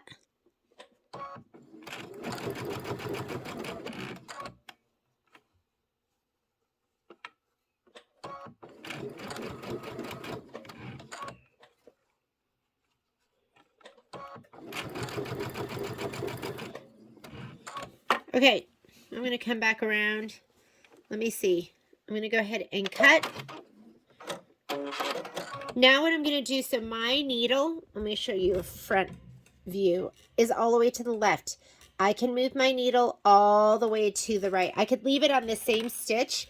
So right here, but why don't I just go center?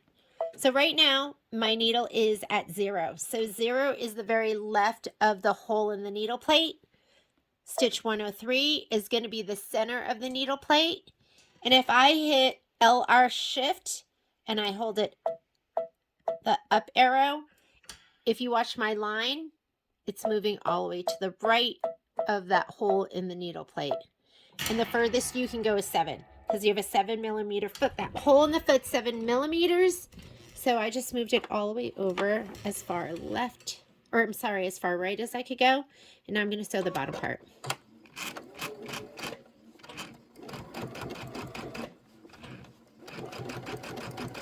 Really shouldn't stretch too much, because, and if you want, you could use a zipper foot, or there's any combination of feet that have a smaller sole that would allow you to just kind of not have to deal with the pom-pom trim. I have a narrow zipper foot. Where's my narrow? I'll show it to you. Do I have one? I just did not feel like switching out the ankle of the end. Maybe I don't know where my narrow zipper foot is. But you're going to have that trim, and it's just going to be sewed on. Okay? All right. Next thing you're going to do, let's go ahead and grab your 2 pieces. So we just sewed on the trim.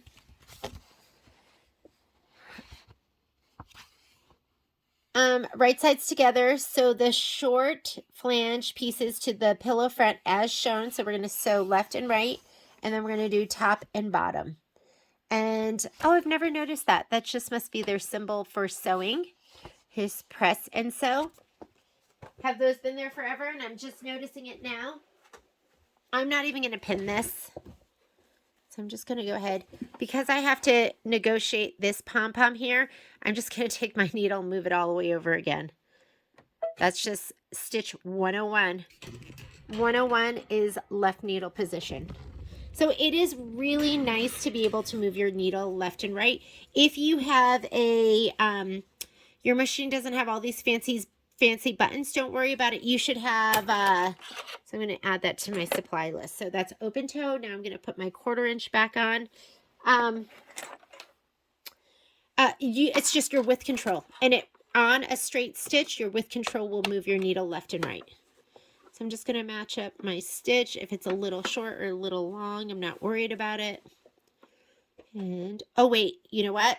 That's not going to give me my 1/4 inch. And actually, I don't want it that close to the pom-pom. I want it further away. I'm just going to go to stitch 103. That is center. And from this needle to my flange is a 1/4 inch.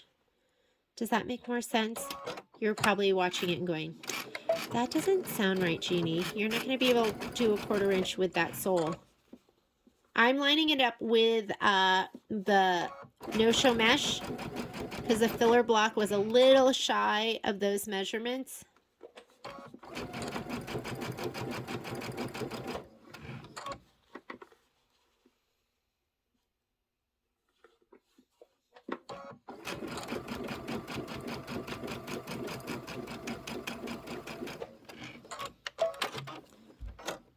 Okay, make sure your iron's on, because we are going to press this. So there's the right side. Let's go ahead and flip it over. We're going to do this side.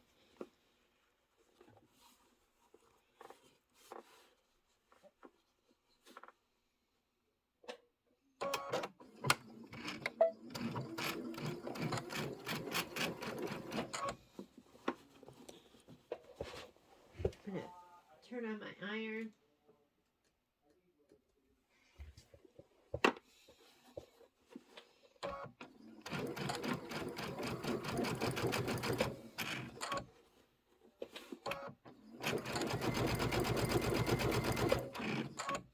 And if you want a pin or a clip,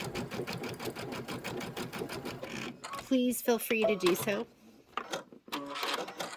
Okay, we're just going to go ahead and give that a little press. I'm not going to press the seam open. I'm just going to set the seam. Let's press it and let's just fold it back. I don't see any pressing instructions, so that's what we're going to do.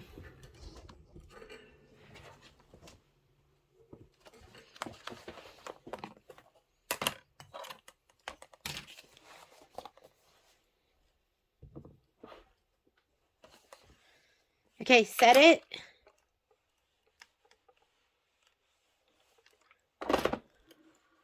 Give it a little finger press back. It looks so good. I'm just going to leave it like that. Let's go ahead and set this.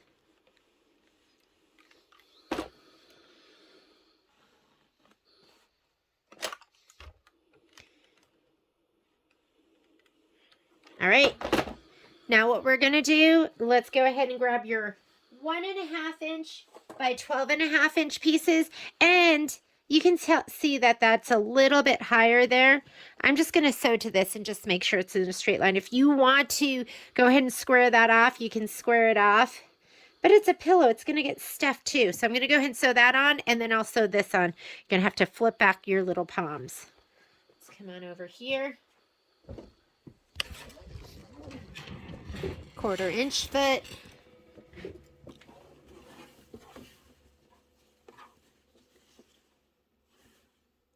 There's a time and a place for everything. If I was like matching seams, I would be pinning and clipping. But I am not matching seams. And I'm sewing something that's dimensional, that's going to get stuffed.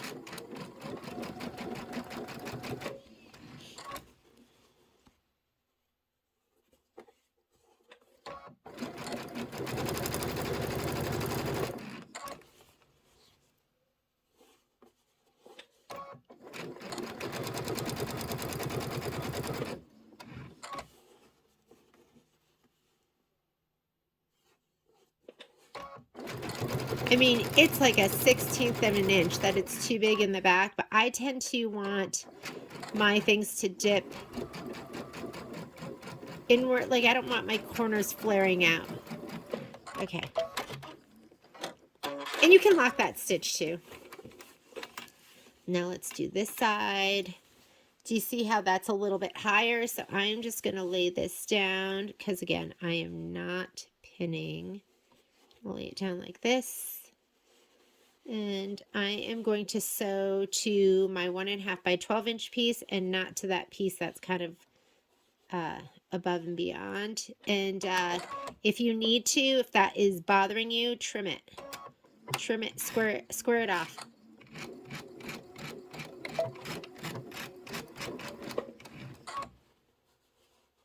If you need to pin, clip, whatever is going to make your sewing experience better.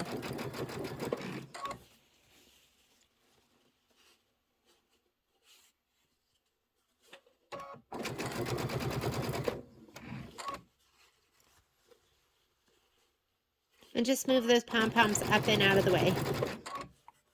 They're far enough. You see, I'm just folding them back.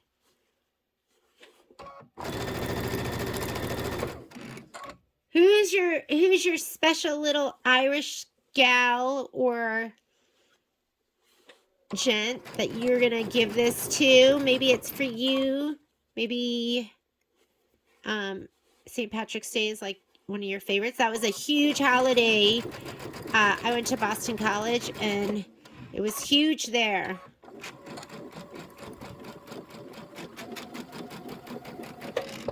Okay. We're going to set it, and then we're going to press them back. And you know what? Before we do that, let's do our back pieces too. So with the back pieces, we're going to make a little envelope back. And I am going to go ahead. This is one of those times where I like to use just the regular sole for this, because I find that if I use the open toe, it kind of moves my fabric where I don't want it to be. These are 8x8, so it doesn't matter which side or front or back. It is fabric that does not have a front or a back. It's like batiks. I'm just going to kind of finger press it at about 1/4 inch. This is me eyeballing it. If you feel like you are not good at eyeballing, then by all means, measure and press. And now I'm just going to fold it over and I am going to sew it down. Because I have my green thread in on the underside, my white on the top, that's like kind of how I want it. Okay, and if you feel like your fabric's getting caught here, just put in a little leader. So what I mean by that, see how it just did that? Let me take that out really quickly. And we're going to just take a piece of whatever you want. So you can take something like this, like leftover quilt pieces.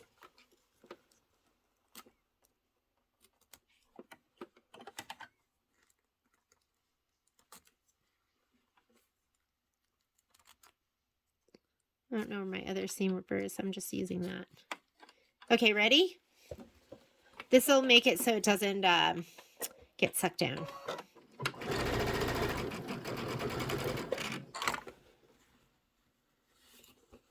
Here we go. I have my auto pivot on, so it just lifted up the foot up for me. And I'm going to sew kind of near the edge.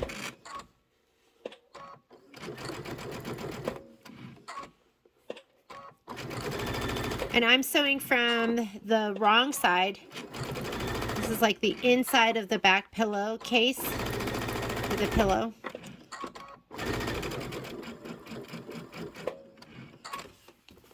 I'll just pop this one in too. First thing I'm going to do is just fold it about 1/4 inch. I'm just eyeballing. Just a little finger press, and then I'll fold it over again. And if you feel like you're not good at this, then like I said, you can measure. But this is like the inside. Nobody's going to see this, ladies. Here we go.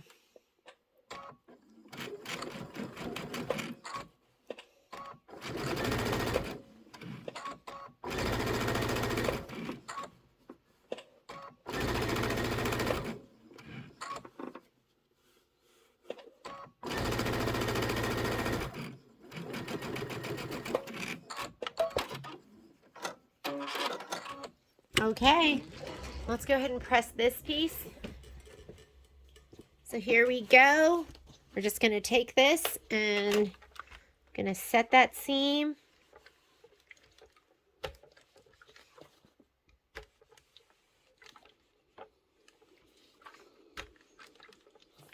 I'm going to just go ahead and press this back just like that. And like I said, I rather have, sometimes I'll even do it on purpose. I rather have them going a little bit this way than kind of go up that way. Okay.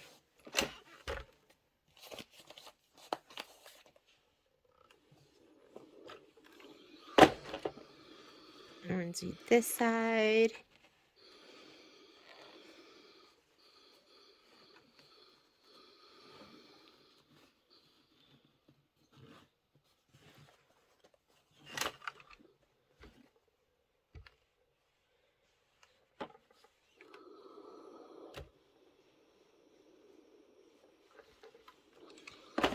Alrighty, last thing we're going to do is we're going to do right side to right side.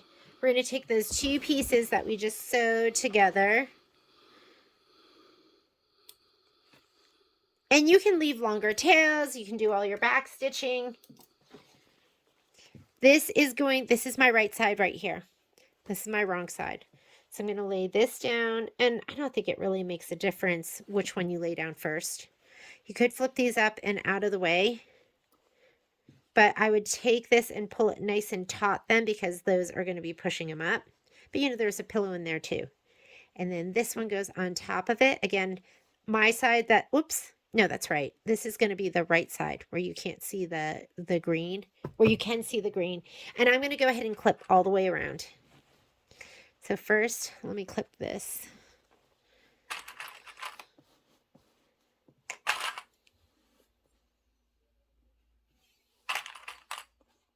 I like to kind of pull it nice and taut.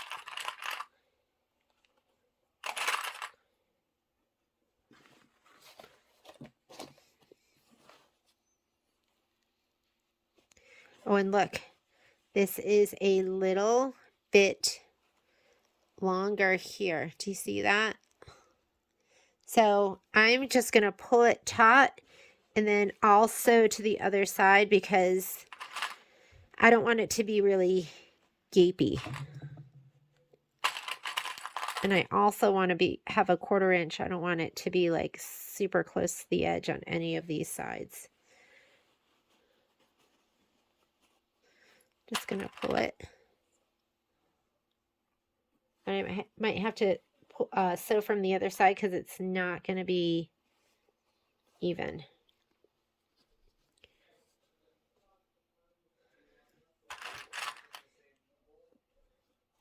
And especially like Chris Brown, right? All right, I'm going to flip this way. These are on the inside towards the middle of the pillow. Which side do I have nice and even? The top. Okay, so I'm going to make sure this is nice and even too.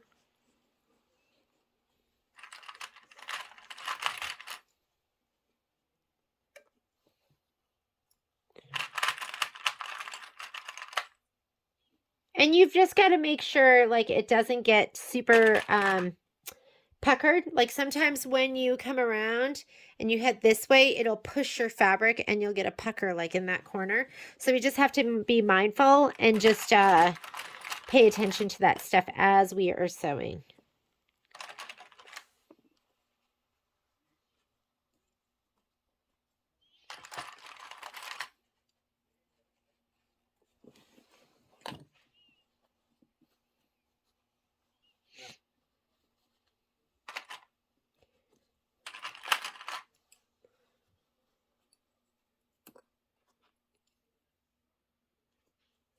I know. I have some of my clips upside down. Don't worry. It'll all turn out beautifully. Okay. We are ready. I'm going to take it over to the machine. We're going to sew it together. I'm going to sew it from this side. Actually, you know what? I don't want to sew it from this side because I want to be paying attention to this part. So I think what I'm going to do is I am going to sew it. I'm going to go, where's my side that doesn't, pom-pom side. I'm going to sew down, across, over, and then I will flip it over to the other side and just make sure everything is together. That nothing's getting pushed around, but you do want to sew from the back side just to make sure nothing moves where it's not supposed to move. I'm going to put my 1/4 inch foot back on. I made a good old mess. You need all the soles if you have the digital dual feed foot, because they're just gonna, sometimes you're gonna need different ones for different reasons. Okay, here's my pom-pom. So I'm gonna start right here. All right. Okay, center. Just making sure. I'll come back here and do like a little pivot.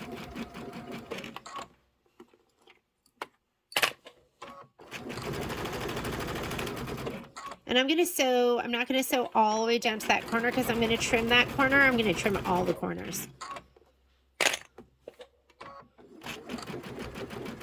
If you look at the foot, when you get to this bottom red line and you pivot there, that's your 1/4 inch.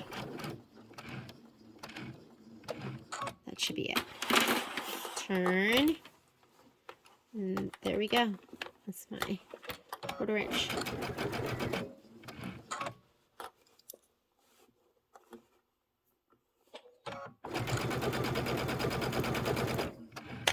Now I want this to be nice and tight, so a lot of times I will pull this back and pull this up.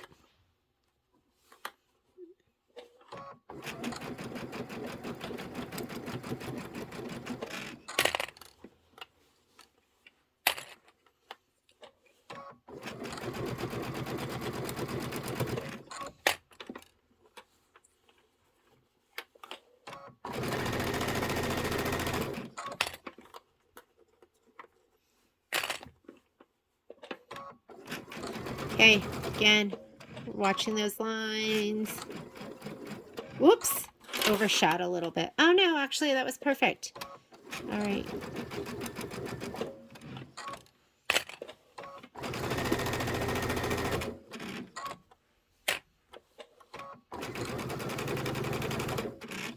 Okay, if you look at this side, do you see how I'm not totally even? And it's pretty consistent along the whole thing. So what I'm going to do is I'm just going to go ahead and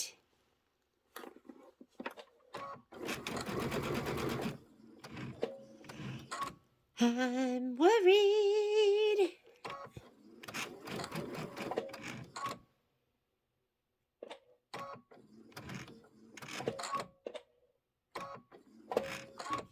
I think that'll be good.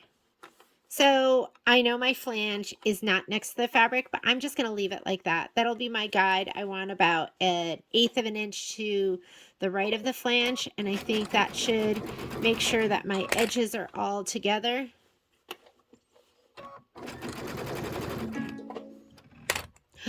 My bobbin's almost out. Let's see if I can make it. This is where I take this and I pull this forward. Oh, this is actually... Okay. And I pull this down. And I'm going to consistently sew about 1/8 of an inch. I'm going to hope my bobbin makes it that one last stretch. I don't think it's going to do it, but okay, let's go ahead and cut. We knew it was iffy. Although, look, I bet it'll make it. This is when I'm going to go in here. You know you can turn on your sensor. I'll turn it off. I'm going to go in here. I'm going to turn it off because I think I can make it. Reinforcement. Sensor. I'm going to turn that off just for this because, you know, of course, you like your sensor on. You want to know that you're running out of thread. I had a mini panic attack. I'm like, how am I going to turn my project right side out? I'm like, okay, there's your envelope back.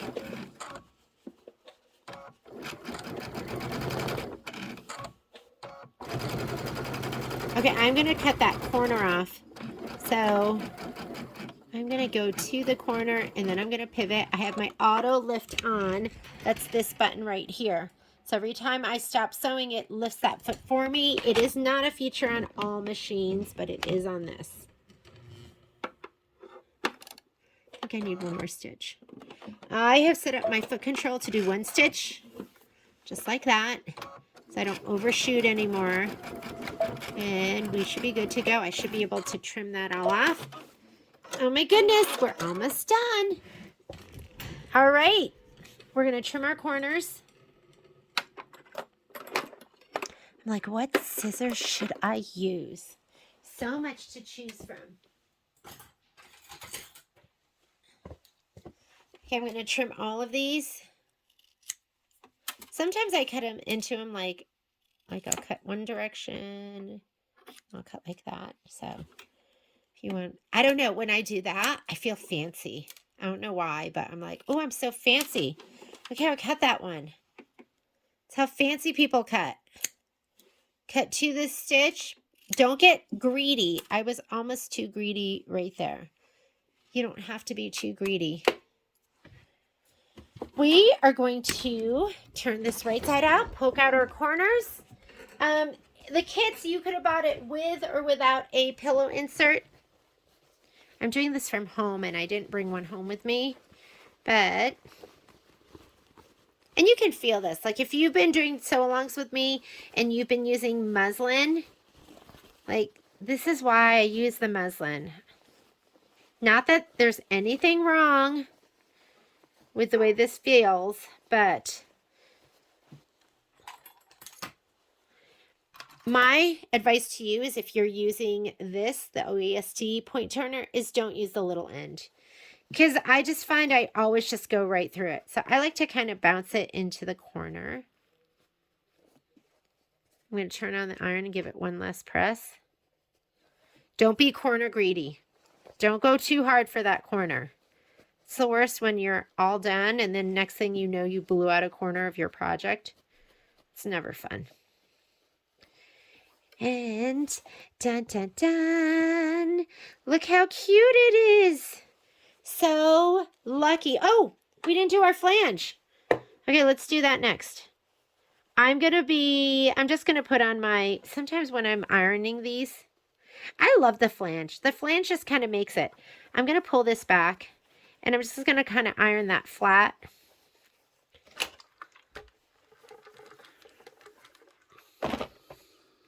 And then we'll press it down. Just looks good like that. Do you like how I almost didn't finish? Okay, I'm going to pull these down too. That's going to be harder because the pom-poms are in the way.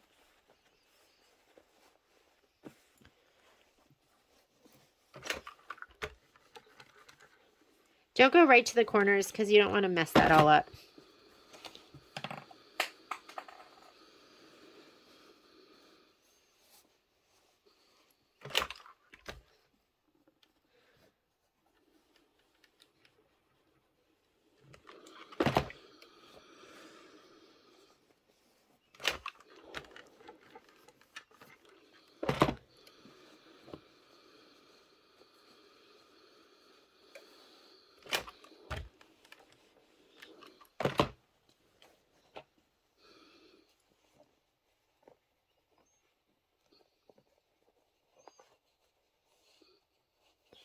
I'm just going to iron that one flat. But you see how crisp my other edges are? They just look perfect. This one will look perfect too. You can't forget the flange. That's like what makes it so special. I'm going to put a green bobbin, a newer, like more full green bobbin in. And in the upper, I'm going to put monopoly. So let's come on over here. Grab my monopoly. And I could go either way. I think this color is pretty just in the middle. It's not dark and it's not light. So I'll just go with Claire. Let me go ahead and throw all this away. Time to tidy up. Soles. What did we use today? Then we used our open toe, our 1/4 inch, and our regular one. It is time for the stitch in the ditch. Let's grab that. Let's take this one out. And that's all that I have left. When I just have that, it's time to say goodbye because I'm not even going to be able to put that in and have it work. Oh, and I'm going to turn my bobbin sensor back on. But I was like, I think I have enough. Upper and lower. You want that on. I'm going to put my bobbin in.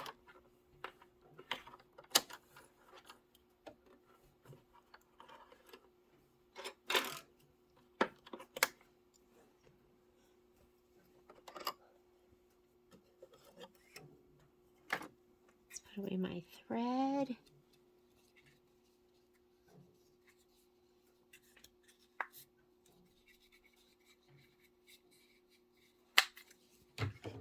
Okay, here is my monopoly, and you can see it's just like that clear fishing line.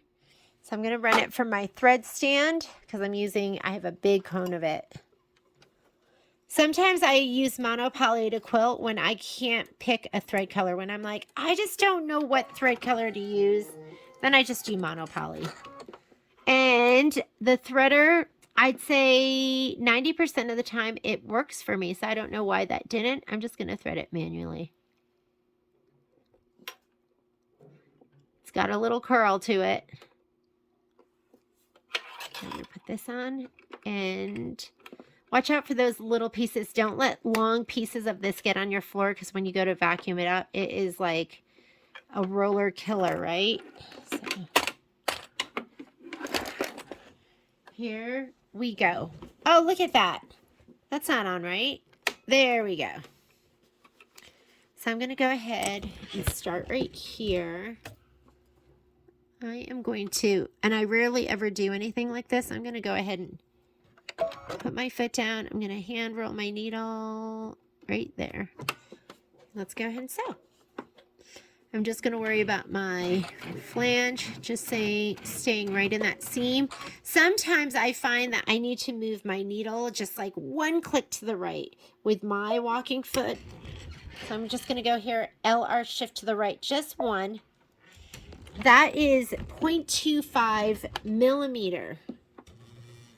So, I mean, it's pretty minuscule, just like, but that is for me. And you might want to do that. You might want to just do a couple stitches, take a couple stitches, take a peek at it, see how it looks. And if you need to move your needle to the left or the right, do it.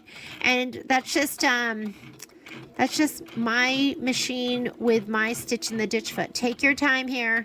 You're going to go to the corner. I think I need one more stitch. I'm going to just go ahead and heel tap. I set mine up for one stitch. I love one stitch. I know lots of people do lots of different things for their for the digital dual feed foot, but I find that one stitch for me, there, I'm out of the ditch. Did you see that? But nobody's going to know because I'm using monopoly. And I'm just watching my flange right here and just making sure that it stays buried in the seam. Hang on, I've got a big old boot on because I had just taken Poppy out. Can't feel my foot control with it. Okay, there, that's better. I was winging it.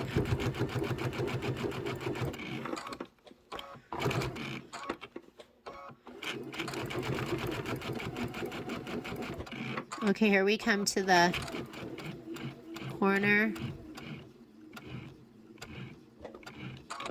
Let me look. Am I there? I think I need one more. I need half a stitch, actually. Did I not press this side? Doesn't look all nice and... Oops, that was way too many.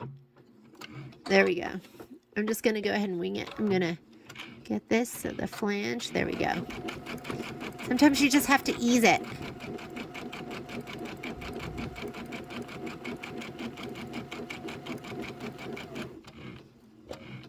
This is the magical foot. Need to kind of get there. I'm in.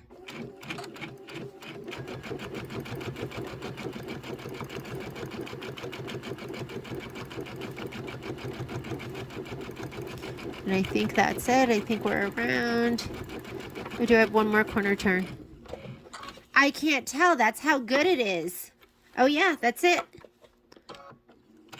That's how amazing monopoly is. Okay, I'm just going to do this and back stitch.